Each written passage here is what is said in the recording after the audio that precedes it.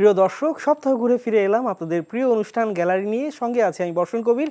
ইতিমধ্যে আপনারা জেনে গেছেন 5 ম্যাচে টি-20 সিরিজ জিম্বাবুয়ের বিপক্ষে যেটি খেলবে বাংলাদেশ চট্টগ্রাম এবং ঢাকা মিলিয়ে, সেখানে আসলে 15 সদস্যের দল ঘোষণা করা হয়েছে এবং আরও অনেক বিষয় আছে ক্রিকেট নিয়ে। নাজমুল হাসান পাপন, যিনি বিসিসি সভাপতি, তিনি কথা বলেছেন বাংলাদেশের সম্ভাব্য বিশ্ব টি-20 রূপরেখা কেমন, তাদের প্ল্যান কিভাবে তারা ভাবছেন আসলে দলটাকে নিয়ে। এসব নিয়ে কথা বলতে তো বলবোই। বিশ্ব টি-20 যেহেতু এসছে, সেখানে হচ্ছিল বাংলাদেশের একটি ডিজিটাল প্ল্যাটফর্ম আসলে ওয়ার্ল্ড টি-20 দেখানোর একটা রাইটস কিনেছে। তাদের একজনকে আমরা পেয়েছি, স্টুডিওতে আছেন আমাদের ক্রিকেট কোচ নাজমুল আমিন ফাহিম স্যার এবং অবশ্যই মোহাম্মদ আবুল খায়ের চৌধুরী। ট্রফি যেটা আসলে এখন এবার ওয়ার্ল্ড টি-20 সহ 6টি মেজর টুর্নামেন্ট দেখাবে আইসিসির আগামী 2 বছর, যদি আমি ভুল না করে থাকি। Marketing deputy director of trophy, আপনাদের দুজনকে স্বাগত আমাদের স্টুডিও। ধন্যবাদ। ফাহিম স্যার, আপনার সঙ্গে দিন তিনেক আগেই একটা শোতে আমাদের মনে হয় কথা হচ্ছিল বাংলাদেশের সম্ভাব্য দল সিলেকশনের আগে। এই অঙ্কটা কি মিললো? মানে আমরা যেভাবে বলছিলাম তখনও পর্যন্ত আমার মানে প্রায় পুরোটাই মিলে গেছে আমার মনে হয়, যতটুকু আমরা আলাপ করেছি। বিশেষ করে সৌম্য সরকারকে নিয়ে আমরা আলাপ করেছিলাম। আমি জানি না সৌম্য সরকার এখনই ফুলি ফিট কিনা, যেহেতু প্রথম 3টা দলের মানে ম্যাচের জন্য দলটা ঘোষণা করা হয়েছে, সেই হিসেবে বলা আর কি।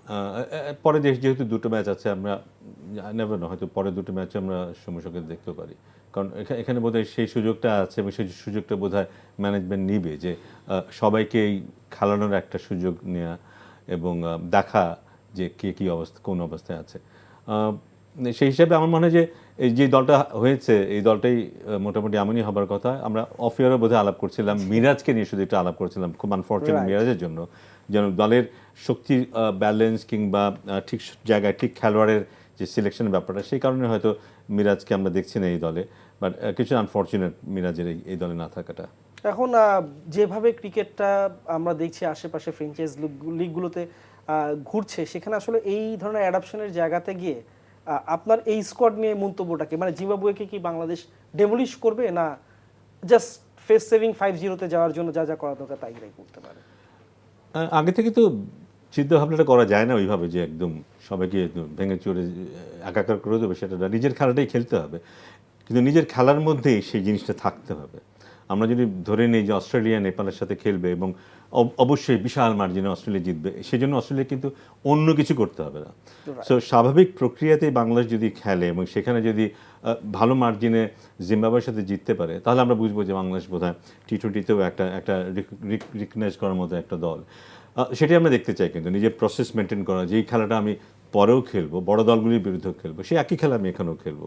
সো একটা প্রসেস ফলো করা, টাইম অ্যান্ড এগেইন, এবং সেটার মধ্যে দিয়েই সহজ জয় যদি আমরা নিতে পারি জিম্বাবুয়ের সাথে, তাহলে এটা কমফোর্টেবল ফিল করবে। আমি নিশ্চিত সবাই কমফোর্টেবল ফিল করবে। কারণ টি-20 দল নিয়ে আমরা যে রিসেন্টলি খুব খারাপ করেছি তা নয়, যে একটা সিরিজ আমরা ভালো খেলেছি, ভালোই করেছি। তারপরেও একটা সন্দেহ থেকেই যায়। রিসেন্টলি যেমন টি-20 দেখছি বিশ্বজুড়ে, তার যেই গতিময়তা, ইন্টেন্টের কথা যদি বলি, যেই লেভেলে চলে যাচ্ছে আসলে খেলাটা, সেখানে সেটার সাথে মানে স্কোরটা আমরা যদি দেখি আসলে স্যার, মানে আপনি কতটুকু অপটিমিস্টিক, মানে দল আপনি যদি এখন সিলেকশন প্যানেলে থাকতেন, তার মানে এটা কি আপনি বেস্ট অ্যাভেলেবল 15 ধরতেন কিনা এই মুহূর্তে এক্সিস্টিং যে ইয়েটা আছে? না, অবশ্যই এখানে সাকিব আর মুস্তাফিজ নেই। তারা আসছে, দলে আরো ব্যালেন্সটা আরো বেটার হবে, দলের বোলিং শক্তি আরো বাড়বে। আমার মানে এটাই ঠিক আছে। কিন্তু এখানে যে সমস্যাটা আছে সেটা হচ্ছে আমাদের টপ অর্ডার নিয়ে। টপ অর্ডারের মধ্যে এখনো মানে ওপেনিং স্ট্যান্সটা নিয়ে আপনি কথা বলতে, বিশেষ করে ওপেনিং স্ট্যান্স নিয়ে বলছি। এমনকি আমি 3 নম্বরকে নিয়ে বলবো, 1, 2, 3 এরা যারা তিনজনকেই, এমনকি অধিনায়কও কিন্তু তার খেলারকে, নিজের খেলাটাকে ছাড়িয়ে যেতে হবে। কিন্তু যেই স্ট্রাইক রেট মেনটেন করতে হবে এবার বিশ্বকাপে, সেই দিকে তাকিয়ে থাকতে হবে এবং সেটার প্রস্তুতি নিতে হবে। তারপর আমি বলবো যে অধিনায়ক শান্ত একটা জায়গায় আছে এখন, কিন্তু 1 আর 2 এর যেই ব্যাপারটা, সেখানে স্বস্তিতে নেই বোধহয় আমরা। সেখানে ম্যানেজমেন্টের অস্বস্তির কারণ থাকতে পারে।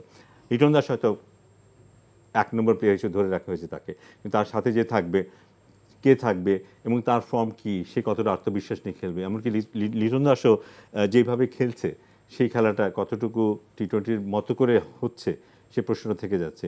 সো আমরা এখন বেশ দূরে আছি, কিন্তু একটা ভালো জায়গা থেকে বেশ দূরে আছে। কিন্তু তারপরে যদি আমরা তাকাই মিডল অর্ডারে কিন্তু আমরা বিগত 2-4-5 বছরে যেমন মিডল অর্ডার দেখেছি তার চাইতে কিন্তু বেশ শক্তিশালী একটা মিডল অর্ডার আছে, যেখানে 2-4 জন খেলোয়াড় আছে যারা মোটামুটি ভালো রেটে রান করতে পারে, 4-6 মারতে পারে যখনই প্রয়োজন হয়। পাশাপাশি একটা বোলিং অ্যাটাক এখন আমাদের আছে, বিশেষ করে রিশাদের অ্যাডিশনের পরে পেস স্পিন মিলিয়ে আমার মানে যথেষ্ট ফর্মিডেবল একটা বোলিং অ্যাটাক আমাদের আছে এখন। সো আমার মনে হয় আগের তুলনায় আমরা ভালো একটা অবস্থায় আছি। শুধু 1 নম্বর 2 নম্বরের ওপেনারদের যদি আমরা একটু মেরামত করে ফেলতে পারি, আমার মনে হয় দিস টিম ক্যান ডু, আগের তুলনায় কিছুটা ভালো করবেই অবশ্যই। এটা ভালো ব্যাপার রাহাত ভাই। মানে বাংলাদেশের স্ট্র্যাটেজিক অনেক কথা, মাঠের কথা হচ্ছে, কিন্তু আমরাও মনে করি দিন বদলের অনেক কিছু চ্যালেঞ্জের মধ্যে মধ্যে আমরা যেসব পরিবর্তনের হাওয়া দেখেছি, আপনারাও হয়তো এটার একটা অংশীদারিত্ব পেয়েও গেছেন। আইসিসির 6টা মেজর টুর্নামেন্ট যেহেতু দেখাতে যাচ্ছেন আপনাদের প্ল্যাটফর্ম টফির মাধ্যমে, এর আগে বিশ্বকাপ ফুটবলেও আপনারা বেশ একটা ভালো ইমেজ তৈরি করেছিলেন, ইম্প্যাক্ট তৈরি করেছিলেন। আসলে কি কারণে ওয়ার্ল্ড টি20তে আপনারা বা এই আইসিসি ইভেন্টগুলোতে যাওয়ার সাহসটা দেখালেন? আচ্ছা, ধন্যবাদ আমাকে আমন্ত্রণ জানানোর জন্য এই অনুষ্ঠানে আপনার গ্যালারিতে। আমি যদি বলি বাংলাদেশের যদি প্রথম সারির ওটিটি প্ল্যাটফর্ম আপনি বলেন তাহলে টফির নাম সবার প্রথমেই আসে, আর টফি সবসময় খেলার সাথে যুক্ত ছিল। আপনারা জানেন যে 2022 সালের ফিফা ওয়ার্ল্ড কাপ আমরা দিয়ে শুরু করি কোনো বড় ইভেন্ট স্ট্রিম করা। তো সেটার ধারাবাহিকতায় কিন্তু গত বছর আমরা এশিয়া কাপ এবং আইসিসি ওডিআই ওয়ার্ল্ড কাপ যেটা হলো সেটা আমরা দেখিয়েছিলাম টফিতে। সো ধীরে ধীরে যেহেতু আমাদের দর্শক চাহিদা বাড়ছে, আমাদের পপুলারিটি আগের চেয়ে অনেক বেশি এবং অ্যাকসেপ্টেন্সও অনেক আগের চেয়ে বেশি আমরা পাচ্ছি। সো সেই থেকেই দর্শকদের চাহিদা থেকেই আসলে এই সাহসটা আমাদের হয়েছে যে আমরা আরও বড় আঙ্গিকে যেন আমাদেরকে মেলে ধরতে পারি দর্শকদের সামনে। সো সেই প্রচেষ্টায় আমরা আসলে আইসিসির নেক্সট 6টা বড় ইভেন্ট আমরা সেটার রাইটস বাংলাদেশের টেরিটরির জন্য ডিজিটালি আমরা নিয়েছি এবং এর মধ্যে আইসিসি টি20 ওয়ার্ল্ড কাপ আছে, আমাদের ঘরের মাঠে মেয়েদের যে টি20 ওয়ার্ল্ড কাপ হবে সেটা আমরা পাচ্ছি, আমরা দেখাবো। তারপর আন্ডার 19 উইমেন্স ওয়ার্ল্ড কাপ হবে জানুয়ারিতে, ফেব্রুয়ারিতে চ্যাম্পিয়ন্স ট্রফি হবে, জুনে আমাদের ইসে হবে টেস্ট চ্যাম্পিয়নশিপ হবে, সাথে সাথে আমাদের ইয়েও হবে মহিলাদের যে ওডিআই ওয়ার্ল্ড মানে কাপ। 6টার মেজর টুর্নামেন্টের মধ্যে কি অর্ধেকই মেয়েদের রিলেটেড? মানে অন্য অনেকে হয়তো বা এটাতে যাওয়ার আগে স্যার আমাদের সাইকোলজিক্যাল যদি অ্যাসপেক্ট থেকে দেখি, ইনভেস্টমেন্টে যেতে গেলে কিন্তু অনেকবার ভাবতো, মানে আপনারা এই আমরা লাইফটা দিয়ে সাহস পেলেন কিভাবে? আপনি যদি দেখেন আমরা কিন্তু গত বছর আমরা অনেকগুলো মেয়েদের টুর্নামেন্ট যেগুলো আসলে নর্মালি টিভিতেও ছিল না সেরকম টুর্নামেন্টও আমরা দেখিয়েছি। সো আমরা ইকুয়ালি স্পোর্টসের জায়গা থেকে সব ধরনের দর্শকের চাহিদা, আর বিশেষ করে আমাদের একটা অব্লিগেশন আছে বিইং এ পাবলিক সার্ভিস, আমাদের যেগুলো আমরা মানুষকে তাদের কন্টেন্ট দেখার যে রাইটস সেটা ইনশিওর করার জন্য আমরা সব ধরনের খেলাই কভার করি। আপনি যেটা বলেছেন এখানে কিন্তু আমি সবগুলোকে ইকুয়ালি বাংলাদেশের বাইরেও বা বাংলাদেশের ভিতরেও আপনি যদি টেস্ট চ্যাম্পিয়নশিপের ফাইনাল নিয়ে যে মানুষের আগ্রহ সেটাকেও কম করে দেখার কোনো সুযোগ নেই। সো সবগুলো ব্যালেন্সডভাবেই আছে আমরা যে রাইটসগুলো নিয়েছি, এবং আমার ধারণা বাংলাদেশের মানুষ ট্রফিতে যেহেতু এটার এক্সপিরিয়েন্স যে কোনো ওটিটি প্ল্যাটফর্মের চেয়ে সবচেয়ে ভালো হয়, এবং আপনি জানেন যে আমরা 5 কোটিরও বেশি মানুষ ট্রফি ব্যবহার করেছে নানা সময়ে। তো সেই শক্তি থেকেই আমরা মনে করি এটা সাবস্ক্রিপশন ফিটা কিন্তু এখনো ক্লিয়ার না অনেকের কাছে। আমরা এটা নিয়ে কাজ করছি, যেহেতু আমরা টুর্নামেন্ট থেকে আরও প্রায় 1 মাসের কাছাকাছি সময় দূরে আছি। আমরা একটা সঠিক সময়ে আমাদের ক্যাম্পেইনগুলো কি হবে এবং আমাদের সাবস্ক্রিপশন ফি কী হবে সেগুলো আমরা মানুষকে জানাবো, এবং আশা রাখি এগুলো আমাদের যে গতানুগতিক প্রাইসিং ছিল তার কাছাকাছি থাকবে, একটা প্রিমিয়াম কোয়ালিটি এক্সপিরিয়েন্স আমরা কাস্টমারকে দিতে পারবো। মানে ইন্টারেস্টিং খুব আসপেক্ট নিয়ে আপনার সঙ্গে কথা আছে, কিন্তু কথা আছে হচ্ছিল যে বিসিবি টেলিভিশনও আসছে, মানে ট্রফির চ্যালেঞ্জটাও কি ওই সব জায়গাতে তো হয়তো হবে না, বাট স্ট্রিমিং পার্টনার হিসেবে অনেক জায়গাতে আপনাদের কাজ করার জায়গা আছে, এগুলো আমরা মানে আরো কথা বলবো। স্যার আমরা বিরতিতে যাব, তার আগে হান্নান সরকার কালকে দল নির্বাচনের ব্যাপারটা নিয়ে তার একটা অবস্থান জানিয়েছেন নির্বাচকদের তরফ থেকে, সেটা জানবো, তারপরে আপনার সঙ্গে অল্প একটু কথা বলে আমরা বিরতিতে যাব। সাইফুদ্দিন রয়েছে স্কোয়াডে, যাকে আমরা অলরাউন্ডার হিসেবে বলতে পারি, এবং তানজিম সাকিবও রয়েছে। সঙ্গে আপনারা দেখেছেন যে তাসকির এবং শরীফুল রয়েছে। সো 4 জন সিমারের সঙ্গে 3 জন স্পিনার এবং 8 জন ব্যাটসম্যান নিয়ে আমরা টিমটা সাজিয়েছি। 3 জন ওপেনারের মধ্যে তানজিদ তামিম, যার এখনও ডেবু হয়নি, তাকে আমরা মনে করেছি যে প্রমিজিং এবং টি-20 ফর্মেটে যেই ধরনের ক্রিকেট খেলা উচিত তার মধ্যে সে অ্যাবিলিটি রয়েছে। সো সেখান থেকেই তাকে আমরা টিমে ইনক্লুড করেছি। আর সৌম্যর যে ব্যাপারটা, সেটা আপনারা সবাই জানেন যে সৌম্য এখনও পুরোপুরি ফিট হয়নি। সো 3 ম্যাচের স্কোয়াডে আমরা সৌম্যকে কনসিডারেশনে রাখতে পারিনি। সাকিব আল হাসান, সে আসলে 30 তারিখ দেশে আসবে, এবং দেশে আসার পরে সে একটা ডিজায়ার আমাদের কাছে শো করেছেন, সেটা হচ্ছে ডিপিএল এর 2টা ম্যাচ খেলতে চায়। মুস্তাফিজ আসলে লম্বা সময় খেলার মধ্যে রয়েছে, বিপিএল খেলেছে, তারপরে শ্রীলঙ্কা টি-20 ওয়ানডে সিরিজ খেলেছে, তারপরে আইপিএলে চলে গেছে। তাকে আমরা পরে হয়তো পরের 2টা ম্যাচের জন্য ইনক্লুড করতে পারি। সোফার এই হলো স্ট্যাটাস, এবং আশা করছি যে আমাদের টিম ভালোই করবে। ছিল বিকাশে কম খরচে ক্যাশ আউটের লিমিট বেড়ে 50,000, প্রিয় এজেন্টও 2টা। বিরতিতে যাওয়ার আগে বলছিলাম যে সৌম্যকে নিয়ে খুব ইন্টারেস্টিং অ্যাসপেক্ট আছে, যেমন হান্নান সরকার বলছিলেন যে এখনো পর্যন্ত ইনজুরি মুক্ত না। আমরা যখন কথা বলছিলাম অনুষ্ঠানটা শুরু হওয়ার আগে, আপনি একটু বলছিলেন যে আসলে কি ইনজুরি না 17 জনে যে থাকলো তাহলে কিভাবে থাকতে পারে, এটা একটা কোশ্চেন উঠে যেতে পারে। আসলে কি মনে হয় কোশ্চেনটা ওঠা উচিত কিনা স্যার? না, আমার ধারণা ছিল না যে ইনজুরির জন্য, আমার ধারণা ছিল যে অন্য কারণে এই দলের সাথে নেই। কারণ ইনজুরিতে যদি থেকেই থাকে তাহলে এই 17 জনের মধ্যেও আসবে কেন? এটা কোনো যৌক্তিকতাই নেই। কারণ এর আগেই তাহলে জানা উচিত ছিল যে হ্যাঁ, ও ইনজুরিতে আছে, এই প্রোগ্রামে ও অংশগ্রহণ করতে পারছে না। সো কিছুটা কনফিউজিং, এটা ডেফিনেটলি কিছুটা কনফিউজিং। আমি জানি না এই 2-4 দিনের মধ্যে ইনজুরি ফ্রি হয়ে যাবে কি না, বা সামনে যে 2টো ম্যাচ বাকি আছে সেখানে ওকে দেখতে পাবো কি না। কারণ ওপেনার নিয়ে কিন্তু এখনও শঙ্কার জায়গা যেহেতু আছে, সে কারণেই সৌম্য সরকারের একটা গুরুত্বপূর্ণ রোল এখনও বাকি আছে। যদি এখানে যারা আছে তারা যদি বিয়ন্ড এনি ডাউট প্রমাণ করতে পারে যে হ্যাঁ তারাই শেষ কথা, তাহলে বোধহয় আর অত কিছু চিন্তা থাকবে না। কিন্তু সেটা প্রমাণিত যদি না হয়, ইন দ্যাট কেস সৌম্য সরকারের গুরুত্বপূর্ণ রোল প্লে করা আছে। তার মানে রিস্ক ফ্রি থেকেই সৌম্য বুঝতে পারবেন, মানে আমাদের তো কনসিস্টেন্সি বাংলাদেশের টপ অর্ডারে অনেক দিন ধরে নেই, সেই হিসেবে কি তাহলে মানে যদি ইনজুরি পুরোপুরি শুধু মানে আপনার রিভাইভ নাও করে, তাহলে সৌম্য কি আপনার অটোমেটিক চয়েস হিসেবে ঢুকে যাচ্ছেন? আই ডোন্ট থিঙ্ক সো, কারণ এখনো সময় আছে। কিন্তু এই এখনো যে ডিক্লারেশনটা হবে আইসিসি ইয়েতে, তারপরে কিন্তু 25শে মে পর্যন্ত বোধহয় সময় আছে বা সামথিং লাইক দ্যাট। চাইলে বোর্ড নিজে থেকেই প্লেয়ার পরিবর্তন করতে পারবে। সো এখন তো বেস্ট পসিবল দলটাকেই হয়তো দেবে, বা যদি মনে হয় যে না এখন সৌম্যকেই দেওয়া দরকার, সৌম্যকেই হয়তো দেবে। কিন্তু যদি প্রয়োজন হয় এটা পরিবর্তনের সুযোগ যেহেতু আছে, সেই সুযোগটা ডেফিনেটলি। আপনার কি মনে হয় আফিফকে যে অন্তর্ভুক্ত করা, এটা কি ওয়ার্ল্ড টি-20কে মাথায় রেখে, না সাকিব যেহেতু নাই ওই ফিলিং দ্য ব্ল্যাঙ্কসের মতো করে শুধুমাত্র এই সিরিজটা দেখা? আমার মনে হয় তাই। দুজনকে, একটা হল লেফট আর্ম তানভীর এবং আফিফ, এই দুজন সাকিবের কাজটা করছে। একজন ব্যাটার, একজন লেফট আর্ম স্পিনার, এই দুজন মিলে কিন্তু একজন সাকিব। সো সাকিব যখন ঢুকবে তখন হয়তো এই দুজনকে আমরা দেখতে পাবো না, খুব সম্ভবত। That's my gut feeling. এবং অ্যাডিশনাল একটা প্লেয়ার আমরা পাবো মুস্তাফিজকে, যেহেতু দুজন সরে যাবে, মুস্তাফিজকে হয়তো আমরা পাবো সামনে।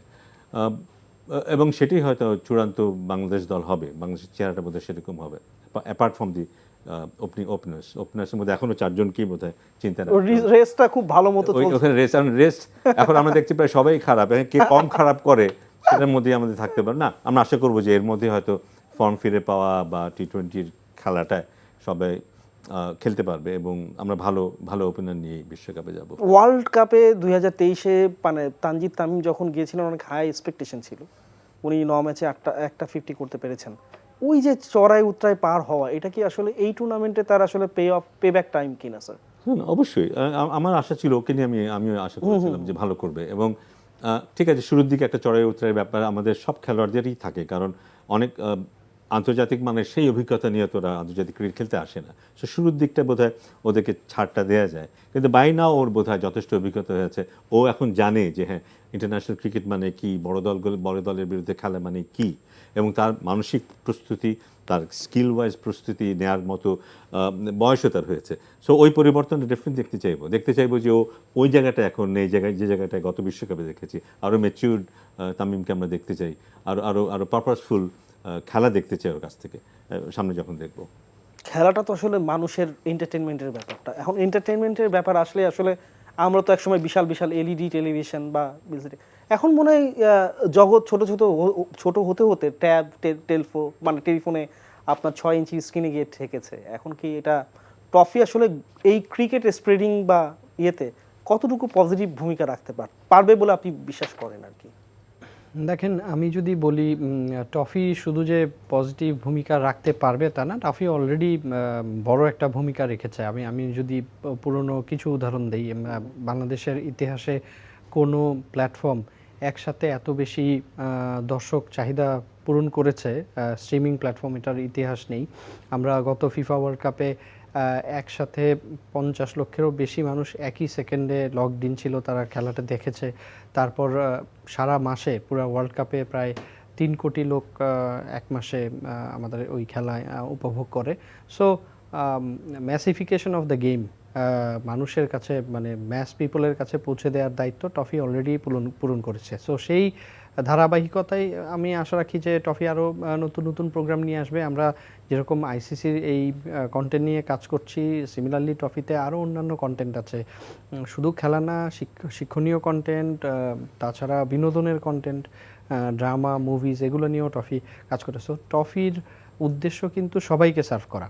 আর আপনি যেটা বলছেন এটা কিন্তু খুবই সত্য, যেটা আমরা খুব উত্তর মানুষের মধ্যে আগ্রহ দেখতে পাচ্ছি। মানুষের ব্যবহারে একটা শিফট এসেছে, বা মানুষ যেভাবে খেলা বা কন্টেন্ট কনজিউম করে সেখানে একটা পরিবর্তন এসছে। সো সেই পরিবর্তনের ধারাবাহিকতায় এখন আপনারা জানেন যে রিসেন্ট একটা সার্ভে বলছে যে 50%-এরও নিচে, মানে কাছাকাছি মানুষ আসলে কন্টেন্ট কনজিউম করে, টিভিতে আর করছে না, তারা এখন মূলত মোবাইল ডিভাইসে বা পোর্টেবল ডিভাইসে কনজিউম করে, ট্যাব, মোবাইল। এছাড়াও টফি কিন্তু যে শুধু অন দ্য গো মানুষদেরকে সার্ভ করে তা না, টফির অ্যাপ এখন টিভিতেও অ্যাভেলেবল, আমাদের অ্যান্ড্রয়েড টিভি অ্যাপ আছে। তাছাড়া আমরা স্যামসাংয়ের টাইজান এবং এলজির ওএস প্ল্যাটফর্মেও আমাদের অ্যাপ কাজ করে। সো আপনি বাসায় বসেও ইন্টারনেট দিয়ে দেখতে পারবেন, অন দ্য গোতেও দেখতে পারবেন। সো টফি সব জায়গায় ছড়িয়ে কাজ করার যে অভিজ্ঞতা, সেটা মানুষকে দিতে চায়। মানে স্পোর্টসের স্পন্সরশিপও কি টফির সামনে তাহলে আরো বেশি মানে ইন্টারেস্টেড হবে না, যেহেতু যদিও এটা একটা বড় অন্যরকম এন্টারটেইনমেন্ট প্ল্যাটফর্ম, এই কোশ্চেনটা চলেই আসে। না, আমরা সব আঙ্গিক, খেলার সব আঙ্গিক নিয়েই কাজ করছি। হোপফুলি সব জায়গাতেই টফিকে দেখা যাবে। এবং স্যার, মানে আমরা জানি যে বাংলাদেশের ক্রিকেটে যে কাজটা আমরা সবচেয়ে বেশি করি, মানে ক্রিকেট নিয়ে অনেক অ্যানালাইসিসের সঙ্গে সঙ্গে অনেক কথাবার্তা বলা হয়, এবং এখানে প্রধান চরিত্র যিনি থাকেন তিনি হচ্ছেন বিসিবি সভাপতি নাজমুল হাসান পাপন। গতকালকে আমাদের সাভারের প্রতিনিধি আসলে একটা ইন্টারভিউ করেছেন ওনার, উনি সিআরপিতে গিয়েছিলেন একটা প্রোগ্রামে, শেখ জামালের জন্মদিন উপলক্ষে। তো ওখানে কথা বলেছেন, আমরা একটু জেনে আসতে চাই ওনার আসলে ওয়ার্ল্ড টি20 নিয়ে বিসিবি প্রধান হিসেবে উনি কি ভাবছেন। কোয়ার্টার ফাইনাল পর্যন্ত আমরা হাইয়েস্ট গিয়েছিলাম, আমাদের এখন টার্গেট হচ্ছে সেমিফাইনালে যাওয়া। যদি আমাকে জিজ্ঞেস করেন, আমি বলবো না আমাদের টিম ওয়ার্ল্ড চ্যাম্পিয়নের মতো এখনো হয়নি, ডেফিনেটলি, কারণ আমাদের যেই ফ্যাসিলিটিসগুলো দেওয়া দরকার আমরা সেই ফ্যাসিলিটিসগুলো দেই না। তামিম, মুশফিক, আমাদের এখন টি20 আছে, টি20তে নাই। রিয়াদ টেস্ট ছেড়ে দিয়েছে। মাশরাফি যখন রাজনীতিতে আসলো তখন তার রিটায়ারমেন্টের সময়, অলরেডি সে খেলায় আছে নাই এমন অবস্থা। সাকিব, তামিম, মুশফিক, রিয়াদ, আমাকে যদি জিজ্ঞেস করেন বড় জোর আর 1 বছর, এই বছর আর সামনের বছর বড় জোর, তারপর ইচ্ছা করলেও তারা হয়তো পারবে না। স্যার, এখন মানে নাজমুল হোসেন শান্তও কিন্তু এই কথাটা বলেছিলেন একটা অনুষ্ঠানে, যে আমাদের উপরে প্রত্যাশার চাপ না রাখা ভালো। স্বয়ং বোর্ড সভাপতি বলছেন যে যেহেতু মানে আমাদের দল আসলে ওয়ার্ল্ড টি20 চ্যাম্পিয়ন হওয়ার মতো অবস্থায় এই মুহূর্তে নাই, সেমিফাইনাল হলে হয়তো বা আমাদের জন্য ভালো হয়, বা ওই দিকে লক্ষ্য রেখে, মানে আপনি কিভাবে অ্যাসেস করবেন পুরো সিচুয়েশনটা? না, ইট ইজ অবভিয়াস যে আমরা যে শক্তির ইন্ডিকেট, যারা মানে এটা রূঢ় সত্য কি না, না যেসব বিষয় ইন্ডিকেট করে একটা দলের শক্তির ব্যাপারগুলো, সেগুলো যদি মাপি আমরা, সেই মাপতে দেখবো যে আমরা হয়তো 7-এ আছি, 8-এ আছি। তো 7-এ 8-এ যেই দল আছে সেই দল চ্যাম্পিয়ন হয়ে যাবে, ওটা চিন্তা করাটা খুব রিয়েলিস্টিক না। তার মানে এটা যে হতে পারবে না সেটা না, কিন্তু শ্রীলঙ্কা কিন্তু হয়েছিল 96-এ বোধহয় ওয়ার্ল্ড কাপ চ্যাম্পিয়ন হয়েছিল, কেউ ভাবেনি। 83-তে ভারত যে ওয়ার্ল্ড কাপ চ্যাম্পিয়ন হয়েছিল, কেউ ভাবেনি কিন্তু। সো ওইটা একটা সাইড, কিন্তু আমরা যদি শক্তির বিবেচনা করি সেখানে কিন্তু আমরা অনেক পিছিয়ে আছি। কিন্তু তারপরেও তীব্র আকাঙ্ক্ষা, তীব্র ইচ্ছা, ভাগ্য, ওই দিনকার খেলা, সবকিছু মিলে যে আমরা 2-4টা ম্যাচ জিতে যেতে পারবো না তাও না। বিকাশে কম খরচে ক্যাশ আউটের লিমিট বেড়ে 50,000, প্রিয় এজেন্টও 2টা। নাজমুল হাসান পাপনের বক্তব্যটা নিয়ে আমরা কথা বলছিলাম যে একটু নির্ভর করার চেষ্টা করছেন বা সমর্থকদের প্রত্যাশার বেলুনটা একটু কম ফোলানোর ব্যাপারে হয়তো বা এই কথাটা একটু কাজে লাগবে। না, এটা একদিকে ঠিক, তার মানে অধিনায়কের ব্যাপারটা এমন ছিল যে খেলোয়াড়দের উপর থেকে চাপটা কমিয়ে নেয়। রাইট। তার মানে এই নয় যে শান্ত মনে মনে স্বপ্ন দেখে না এই বিশ্বকাপে ফাইনাল খেলা কিংবা টপ ফোরে যাওয়ার, সেটা না। কারণ আমার এখনো মনে আছে নিউজিল্যান্ডে গিয়ে ওর যেই আফসোসটা আমি দেখেছিলাম যে সিরিজটা জিততে পারলো না, সিরিজটা জিততে না পারার, কারণ ও জিততে এসেছিল এবং ওর কথাটা যে কথার কথা না, আমি এটা বিশ্বাস করেছিলাম। কিন্তু সো ওই বিশ্বাসটা খুব জরুরি। আমি নিশ্চিত যে এবার ওর বিশ্বাস নিয়ে যাবে, কিন্তু আমরা রিয়েলিস্টিক্যালি ভাবলে এটাও ভাবতে হবে আমাদের শক্তিটা কোন জায়গাটায় আছে। সো ওরা নিশ্চয়ই ওদের মতো করে চেষ্টা করবে এবং দারুণ চেষ্টা করবে। তাতে যদি ভালো ফল হয় সেটা আমরা নেব। ইন কেস যদি আমাদের যে শক্তি সেই অনুযায়ী ওরা খেলতে পারে, বিপক্ষ দল যদি তাদের মতো খেলে, সেখানে হয়তো আমাদের মনের ভেতরের আশাটা হয়তো পূর্ণ হবে না, সেটাও আমাদের মেনে নিতে হবে। সো মনে হয় খেলোয়াড়দের উপর থেকে চাপ কমানোর জন্য কিন্তু ওই কমেন্টটা শান্ত, এবং আই থিঙ্ক বিসিবি প্রধানের কথাটাও তো একই জায়গায় সিনক্রোনাইজ করছে। হ্যাঁ, উনিও জানেন, বোঝেন যে আমাদের দলের শক্তির জায়গাটা কোথায়, কোথায় আমাদের অবস্থানটা কি, কতটুকু আশা করা উচিত। সো ওনাদের দিক থেকে চাপটা যত কম হয় তত ভালো, তাতে সাধারণ মানুষেও চাপটা রিয়েলিস্টিক হবে, সেটা বোধহয় দলের জন্য ভালো হবে। অধিনায়ককে নিয়ে আসলে আপনাদের চিন্তা ভাবনা, মানে আপনারা যখন অনেক দূর থেকে কর্পোরেটগুলো দেখেন, আসলে কি দেখেন? একজন সাকসেসফুল অধিনায়ক হওয়ার, আপনারাও তো অনেক কর্পোরেট লিডার, মানে ইনফ্যাক্ট শান্তর ক্যাপ্টেন্সিটা মাঠে বা সামনে থেকে ব্যাটিং করার ব্যাপারটা কি, কিভাবে আপনারা not only that, he is an x cricketer. So আমার মনে হয় কি, অধিনায়কত্বের যে জায়গাটা শান্ত খুব ভালো কাভার করছে সেটা হচ্ছে কামনেস। আপনি যদি দেখেন, আমরা এখন মডার্ন ক্রিকেটে সবচেয়ে টেকনিক্যালি সাউন্ড এবং খুবই পপুলার অধিনায়ক হচ্ছে ধোনি, কিন্তু ধোনির যে গুণাবলীটা সবচেয়ে বেশি জরুরি সেটা হচ্ছে ধোনি খুবই কাম এবং কথা খুব মেপে বলে। সো আমার মনে হচ্ছে শান্ত সেই ট্রেডটা খুব ভালো ক্যারি করছে from the day he was appointed captain for 3 format. So এটা একটা ভালো দিক। আর শান্ত ক্যাপ্টেন্সিটা পেয়েছে এমন সময় যখন ওর নিজের পারফরমেন্সটাও একটা সার্টেন জায়গায় আছে, এটা নিয়ে কোনো কোয়েশ্চেন হচ্ছে না, এবং সে কিন্তু কনসিস্টেন্টলি কন্ট্রিবিউট করে যাচ্ছে। সো এই কম্বিনেশনটা একটা অধিনায়ককে তার দলের উপরে যে ধরনের কন্ট্রোল থাকা দরকার, ঠিক আমি কন্ট্রোল বলবো না, প্রভাব, ইনফ্লুয়েন্স থাকা দরকার, সেটা খুব ভালো হয়।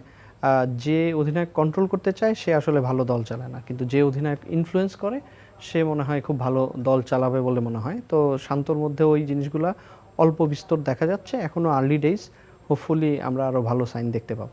স্যার, সাইন কি আসলে বাংলাদেশের ক্রিকেটটা আপনি যখন খেলতেন তখন খেলতেন টার্ফে, আপনি যখন উইকেট কিপার ব্যাটার হিসেবে আপনার ক্যারিয়ারের স্টার্টিং পয়েন্ট আমি বলছি, সেই বাংলাদেশকে আপনি এখন অনেক কিছুভাবে দেখছেন।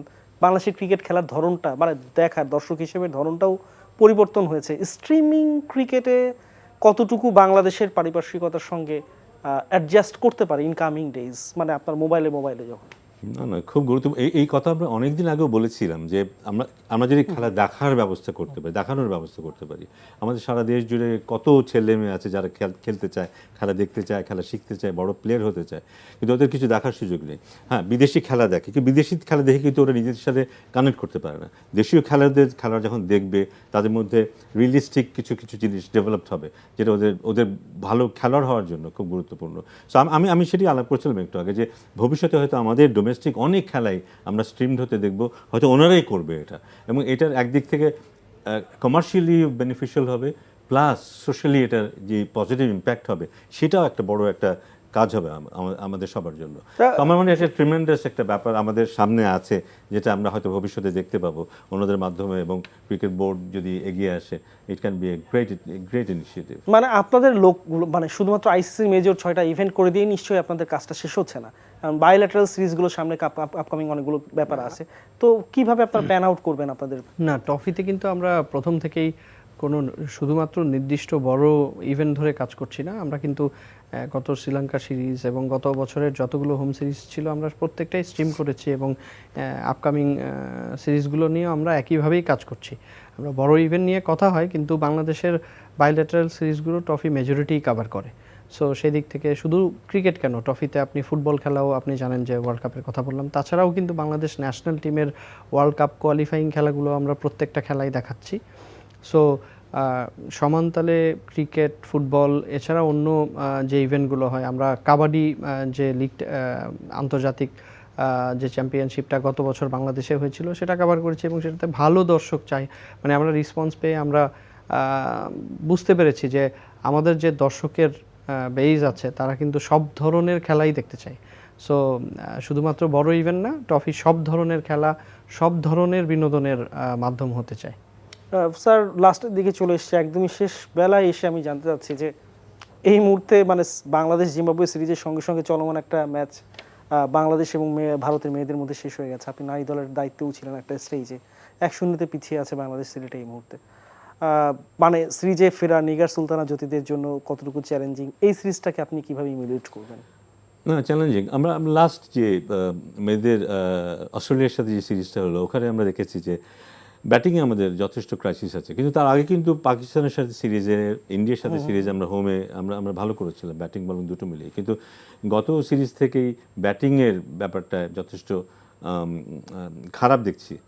But it was very ক্রেডিটেবল। ইন্ডিয়ার মতো দলকে কিন্তু 150-এর মধ্যে আটকে রাখাটা কিন্তু যথেষ্ট ভালো। আমাদের বোলাররা দারুণ কাজ করেছে, ফিল্ডাররা মোটামুটি ভালো কাজ করেছে, কিন্তু ব্যাটিংয়ে এক আধজন ছাড়া কিন্তু সে অর্থে দাঁড়াতে পারছে না। সো এবং কনসিস্টেন্টলি ব্যর্থতাটা আসছে ব্যাটিংয়ে, ওটা নিয়ে কাজ করার আছে। ওখানে বোধহয় বসে থাকলে হবে না, বসে থাকলে বোধহয় আমরা অনেক পিছিয়ে যাবো আস্তে আস্তে। সো ঠিক খেলোয়াড় চুজ করা, আমরা অনেক সময় বোধহয় একটু আর্লি প্লেয়ারদের চেঞ্জটা করে ফেলেছি। কিছু কিছু খেলোয়াড় আছে যাদের বয়স খুবই কম, সো অত্যন্ত মেধাবী, কিন্তু তারা এখনও প্রস্তুত হয়েছে কিনা সেই প্রশ্নটা চলে আসছে। সো যারা সিলেক্টর আছে তাদেরকে একটু ভেবেচিন্তে পরিবর্তনে যেতে হবে, কারণ হঠাৎ করে অনেকগুলো পরিবর্তন নেগেটিভ ইম্প্যাক্টও নিয়ে আসতে পারে। সো আমি আশাবাদী আমাদের মেয়েদের দল নিয়ে, কারণ এদের মধ্যে যথেষ্ট কাজ করার ইচ্ছা আছে, প্রচণ্ড পরিশ্রমী এরা এবং ভালো করতে চায়। শুধু প্রপার গাইডেন্সটা যদি এরা পায়, এদের সুযোগ সুবিধার অভাব আছে কিছুটা, সেগুলো যদি একটু দূর হয় আমি নিশ্চিত ওরা আরও ভালো করবে। এই সিরিজটা ওদের জন্য খুব কঠিন হবে, ওরা যদি ভালো কম্পিট করতে পারে আমি তাতে খুশি হব। আমরা আসলে সময় একদম শেষ। আপনাদের দুজনকে অনেক অনেক ধন্যবাদ আমাদের স্টুডিওতে এসে সময় দেওয়ার জন্য। আশা করছি আগামীতে আবারও আপনাদের দুজনকে একসঙ্গে কখনো পাওয়া যাবে, হয়তো ওয়ার্ল্ড টি20-র মধ্যে আমরা পেয়ে যেতে পারি। আপনাদের দুজনকে অনেক অনেক অনেক ধন্যবাদ। প্রিয় দর্শক, আজকের গ্যালারি এই পর্যন্তই। আগামী সপ্তাহে ফিরে আসবো আবারও নতুন ক্রীড়াঙ্গনের অনেক অনেক ঘটনা নিয়ে। ততক্ষণ পর্যন্ত ভালো থাকুন।